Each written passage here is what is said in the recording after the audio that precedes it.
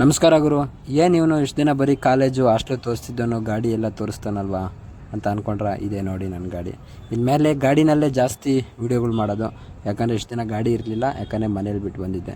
ಹಂಗೆ ನೋಡಿ ಅಕ್ಕ ಬಂದಳು, ದೇವತೆ ಬಂದಂಗೆ ಅವಕ್ಕನ್ನು ನೋಡಿಕೊಂಡು ಹಂಗೆ ಸೀದಾ ಹೊರಟಿದ್ದು. ನಾವಿಲ್ಲೇ ಕೊಟ್ಟಿಗೆರೆಗೆ ಒಂದು ಸ್ಥಳ ಇದೆ, ಅಂದರೆ ಸಂಜೆ ಹೊತ್ತು ಚೆನ್ನಾಗಿರುತ್ತೆ ಅಲ್ಲಿ ಪ್ಲೇಸು, ವಾತಾವರಣ ನೋಡ್ಸೋಣ ಅಂತ ನಾನು ಹೋಗ್ತಾಯಿದ್ದೀನಿ.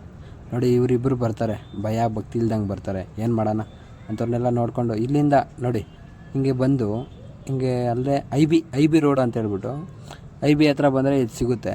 ಇದು ವೃಕ್ಷ ಉದ್ಯಾನವನ ಅಂತ ಹೇಳ್ಬಿಟ್ಟು ಹೊಸ್ದಾಗಿ ಆಗಿದೆ, ಆಗಲೇ 1-2 ವರ್ಷ ಆಯ್ತು ಅನಿಸುತ್ತೆ ಸ್ಟಾರ್ಟಾಗಿ. ಬಟ್ ಸಂಜೆ ಹೊತ್ತು ಜಾಸ್ತಿ ಇರ್ತಾರೆ, ಬಟ್ ಯಾರಿಗೆ ಗೊತ್ತಿಲ್ಲ ಅಂದರೆ ನೋಡಿ ಯಾವಾಗಾದರೂ ಈ ಕಡೆ ಬಂದಾಗ ಹೋಗಿ. ಇದೇ ನೋಡಿ ಇಲ್ಲಿ ಬಂದುಬಿಟ್ಟು ಗಾಡಿ ಹಾಕ್ಬಿಟ್ಟು ಒಳಗಡೆ ಹೋದರೆ ಸಾವಿರಾರು ಗಿಡ ಇದ್ದಾವೆ, ಅವೆಲ್ಲ ಇಂಗ್ಲೀಷ್ ಇದ್ದಾವೆ ಹೆಸರುಗಳು, ನಮಗಂತೂ ಗೊತ್ತಿಲ್ಲ. ಹೀಗೆ ಬಂದರೆ ಇಲ್ಲಿ ಸುವರ್ಣಮುಖಿ ಇದೆ, ಇನ್ನೊಂದು ಆ ಕಡೆ ಒಂದು ಗಂಗಾ ಅಂತ ಇದೆ. ಇವೆರಡು ಪ್ಲೇಸ್ ಕೂತ್ಕೊಳಕ್ಕೆ ಚೆನ್ನಾಗಿದೆ. ಅಲ್ಲಿಂದ ಬಂದರೆ ನೋಡಿ ಸಣ್ಣ ಹುಡುಗರು ಸಂಜೆ ಹೊತ್ತು ಆಟ ಆಡೋಕ್ಕೆ ಚೆನ್ನಾಗಿದೆ. ಇದು ಬೆಳಗ್ಗೆ ಹೊತ್ತು ಮಾತ್ರ ಓಪನ್ ಇರುತ್ತೆ, ಬೆಳಗ್ಗೆ 7ರಿಂದ 9 ಮತ್ತು ಸಂಜೆ 4:30ಇಂದ 6:30ವರೆಗೂ.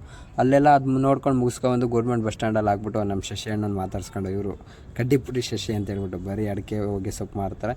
ಹೀಗೆ ಸಂತೆ ಎಲ್ಲ ಒಂದು ರೌಂಡ್ ಹೊಡ್ಕೊಂಡು ನಮ್ಗೆ ಯಾರೂ ಇಲ್ಲ ತರಕಾರಿ ತೊಗೊಂಡು ಹೋಗೋಕ್ಕೆ. ಹಂಗೆ ಹಾಸ್ಟೆಲ್ ಕಡೆ ಬಂದು ಹಾಸ್ಟೆಲ್ ಹತ್ರ ಬಂದು ಒಂದು ಟೀ ಕುಡ್ಕೊಂಡು ಕೂತ್ಕೊಂಡು ಮಾತಾಡ್ಕೊಂಡು ಇದ್ದು. ಅಷ್ಟೊತ್ತಿಗಾಗಲೇ ಚಪಾತಿ ಮತ್ತು ಪಲ್ಯ ಮಾಡಿರೋ ತಿಂದ್ಬಿಟ್ಟು ಇವತ್ತಲಾಗಿ ಮುಗಿಸ್ತಾ